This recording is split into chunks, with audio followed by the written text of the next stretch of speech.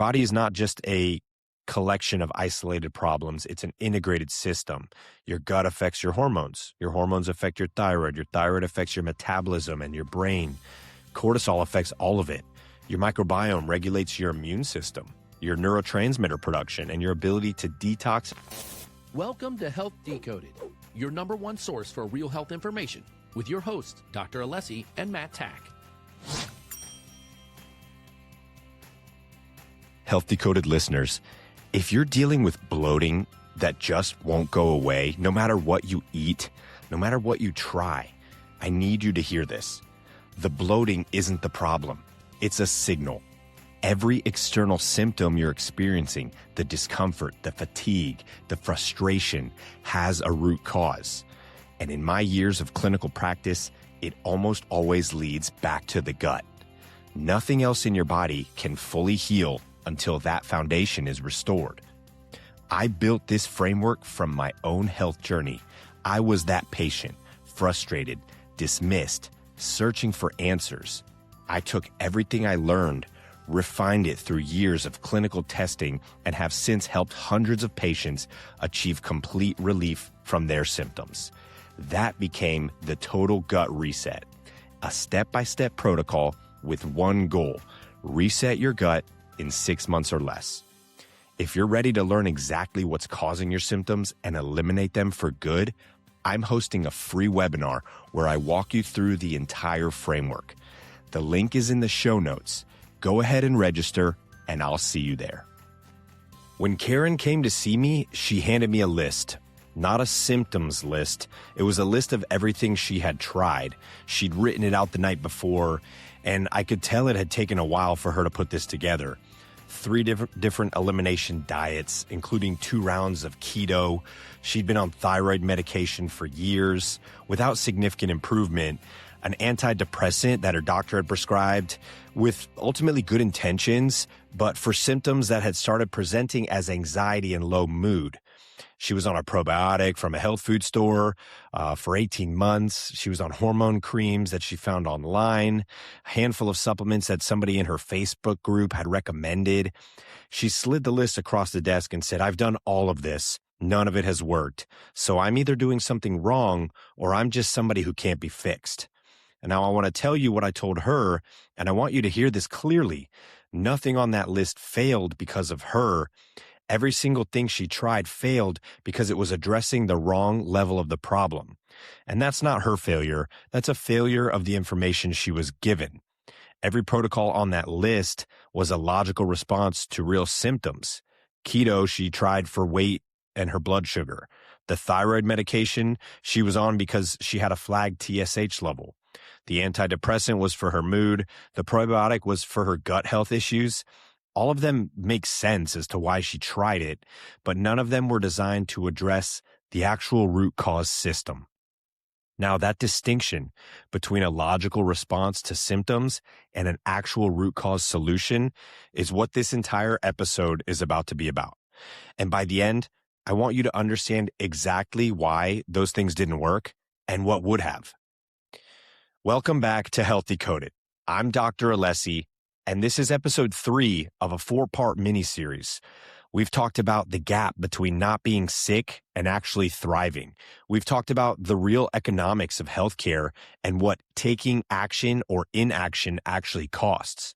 Today, we're going more clinical. We're going to break down specifically and honestly why the most common approaches women try don't produce lasting results.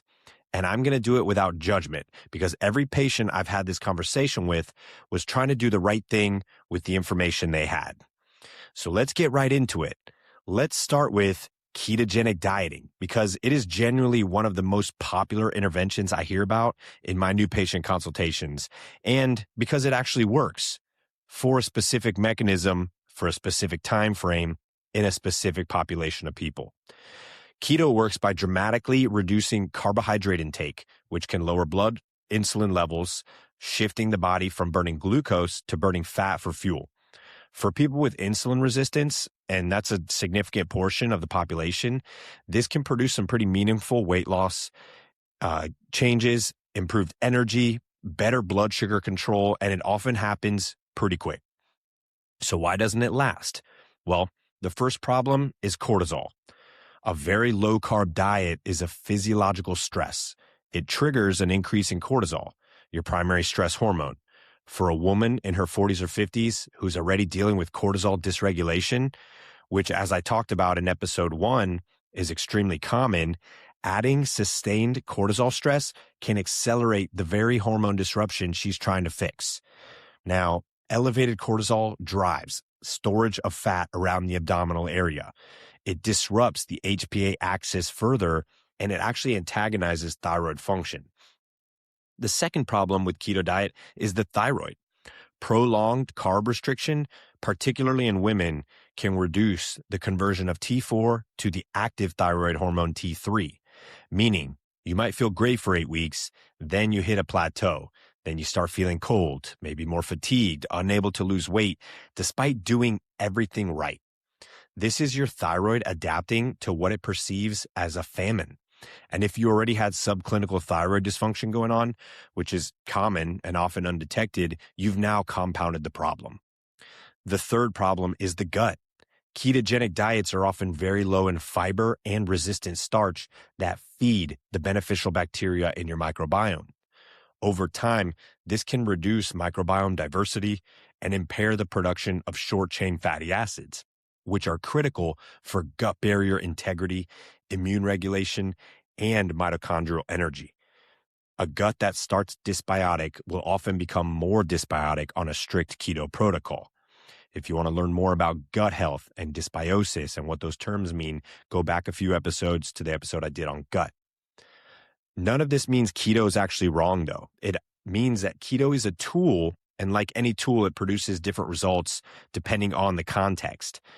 Without knowing your cortisol rhythm, your thyroid status, your microbiome, or your hormonal baseline, using keto is often a guess, and sometimes, it's an educated guess, but it's still a guess, and maybe it's not right for you.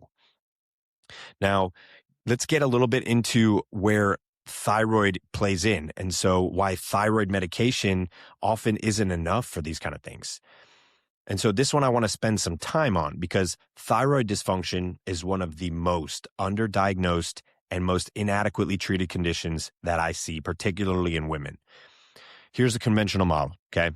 Primary care physician orders a TSH, thyroid stimulating hormone. If it's above a certain threshold, you're hypothyroid. You get a prescription for levothyroxine, which is synthetic T4. So you take this, your TSH comes back into range.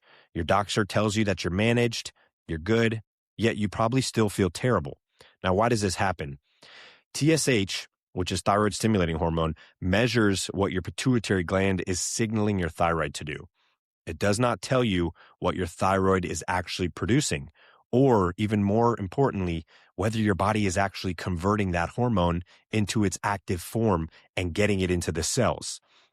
Here's the chain that most conventional physicians never evaluate. Your thyroid produces T4, mostly T4, which is a storage hormone. T4 must then be converted to T3, the active hormone that actually runs your metabolism, primarily in your liver and in your gut. If your liver is congested, if your gut is dysbiotic, if you're deficient in selenium or zinc required for these conversions to happen, if you're under significant physiological stress, T4 will instead convert to reverse T3, which is essentially a brake on your metabolism. It blocks T3 receptors and makes you functionally hypothyroid, even if your TSH and T4 look fine. And so it can get confusing. I've had patients on thyroid medication for 5, 10 years who never had their free T3 or reverse T3 measured, not one time, because it's not on the standard panel.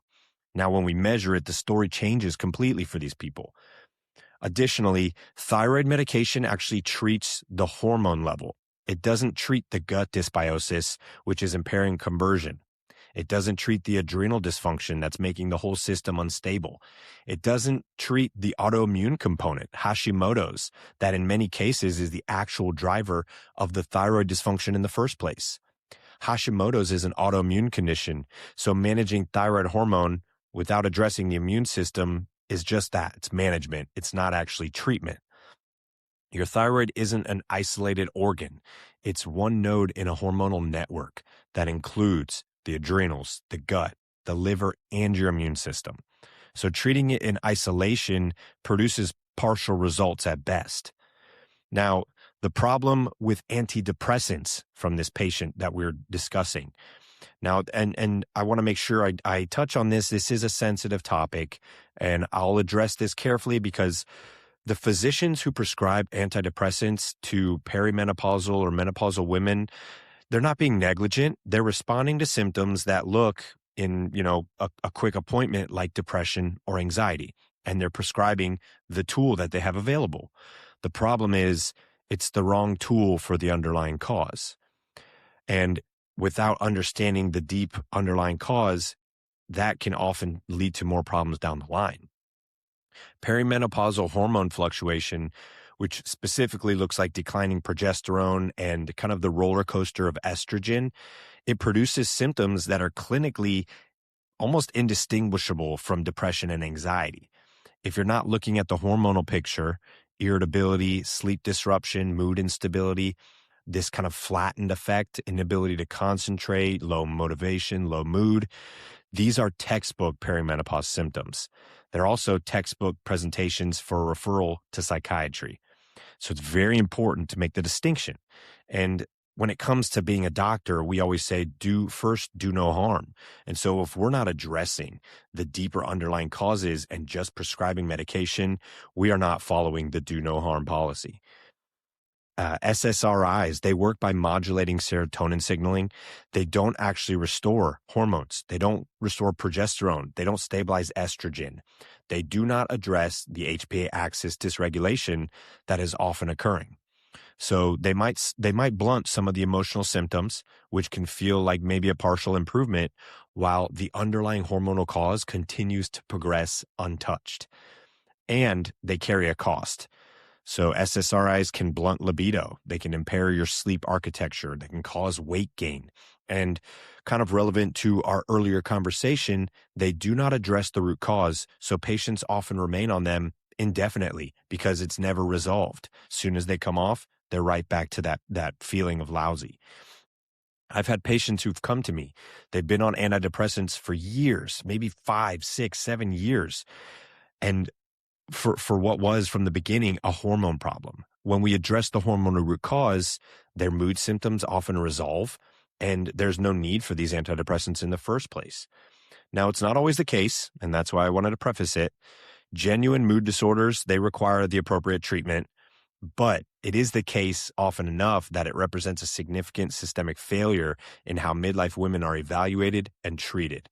And that's why we actually work hand in hand with psychiatrists. We have a very trusted psychiatrist that we will go back and forth with patients and, hey, does it require medication at this point? Or is this more of a functional issue that we need to restore balance and homeostasis? And so if you're on an antidepressant and you've never had a comprehensive hormone panel, that's a conversation worth having with a clinician who will actually look at the whole picture. You can give us a call anytime. You can reach out if you're a listener and you want to just have a 15-minute discovery call. We do those all the time to see if this is something that we could help benefit you. Now, getting into the next piece of this patient, the probiotic conversation. So, a probiotic that doesn't work is worth as much as what it is, right? The probiotic market is worth billions of dollars. And the vast majority of the products driving that market are actually clinically inadequate. And they have pretty meaningless gut therapeutic purpose. And so here's why. Most commercial products, the probiotics, contain a small number of bacterial strains. It's often Lactobacillus acidophilus and a few others at the concentrations that are basically borderline relevant at best, but more importantly, the probiotic you buy at a health food store isn't selected for your microbiome. It's a generic product designed for general sale. Your microbiome is a community of trillions of organisms with over 1,000 distinct species. So supplementing 2 or 3 generic strains without knowing what your microbiome actually looks like is trying to fix a very specific engine problem by randomly adding some generic car parts to it. It's a kind of a crude example, but it makes sense. The second issue is sequencing. If your gut has significant dysbiosis, meaning an overgrowth of potentially pathogenic bacteria, fungus, parasites, or having compromised gut barrier integrity like leaky gut, if you just go adding probiotics into that before addressing the problem, it's going to be futile and often make the problem worse. You're trying to plant seeds in soil that hasn't been prepared. And so we actually utilize a system at Ascend Functional Health called the 6R protocol, Total Gut Reset, where we follow a systematic approach where we, number one, remove, then we replace, re-inoculate, repair, rebalance, and then reintroduce the system. And it exists precisely because sequencing matters. You know, if you're re-inoculating where you're putting beneficial bacteria back in as step one, you're skipping steps, and oftentimes you're not going to be able to get the gut back to the full health where it needs to be.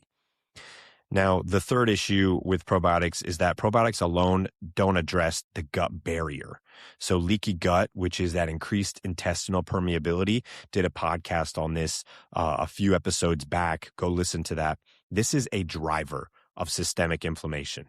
Anytime a patient comes in and they have immune dysregulation, food sensitivities, brain fog, fatigue, joint pain, eczema, itchy skin, those kind of things, we're looking at leaky gut.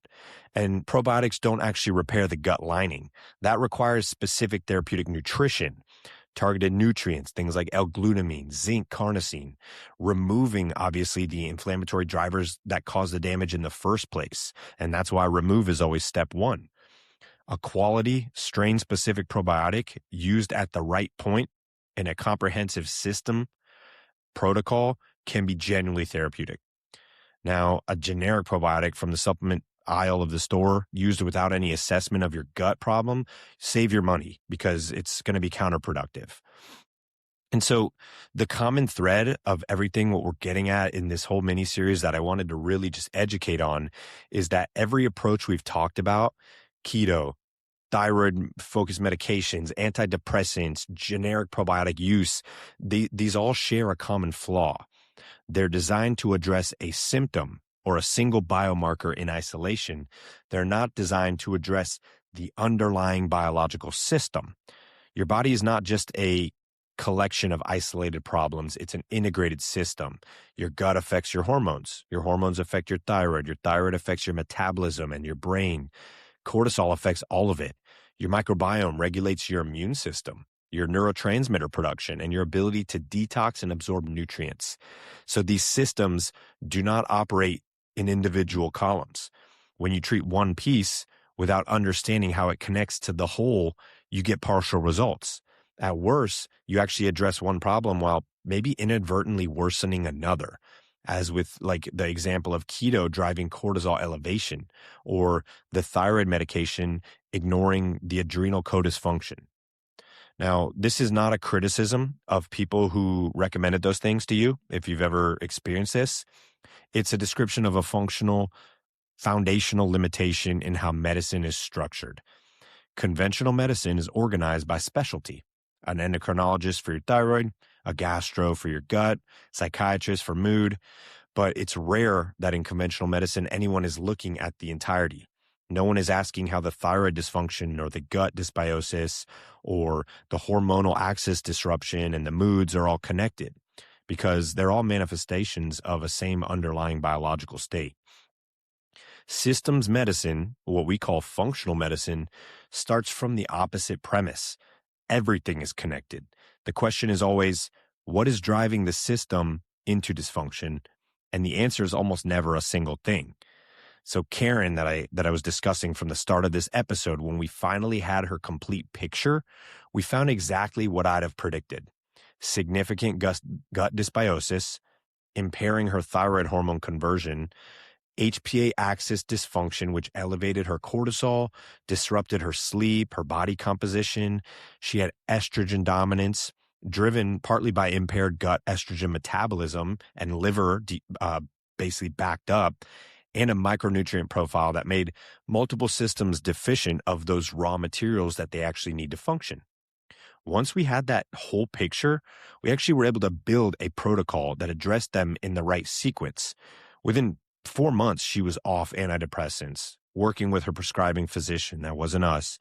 Her thyroid medication was adjusted based on a proper panel. Her energy had fundamentally changed. She lost weight that hadn't budged in years. And she came back at her follow-up and she left us a review saying she's not a person who can't be fixed. And she was skeptical, but she was just working with a map that was missing most of the picture. And so that's it. That is exactly it. Now, I want to leave you guys with this today. Next week is the final episode in this series, and it's the one I'm looking forward to the most because it's all about the destination. We've been building this story over the last few weeks, and this is about what actually thriving in your 50s and 60s and beyond looks like. Not just managing decline, but genuinely optimizing yourself. If you stayed with me for 3 episodes, episode 4 is where it's going to pay off. If today's episode described your experience or this felt like it hit home to you, the approaches you've tried, maybe partial results, frustration from not getting where you want to be, I want to invite you to have a different kind of conversation. Not a conversation about just managing your symptoms too. Conversation about actually finding the root cause for once. You can book a discovery call. The link in the show notes will take you to our page. Bring your history, bring your labs. If we need to run other labs, we can do that. Let me know all the things you've tried. I need to know everything because it all plays into your story in which I can then build a complete picture. So again, I'm Dr. Alessi. This is Health Decoded. I appreciate you sticking with me. I look forward to seeing you in the final episode of this 4-part miniseries. See you next week. Thank you for tuning in to Health Decoded, where we break down the truth about all things health and empower you to take charge of your well-being. If you found value in today's episode, please subscribe, leave a review, and share it with someone who needs to hear this. For more resources, personalized support, or to have your questions answered live on the show, visit Ascend Functional Health and head to the contact page to connect with us directly. Until next time, stay curious, stay empowered, and remember, your health is in your hands.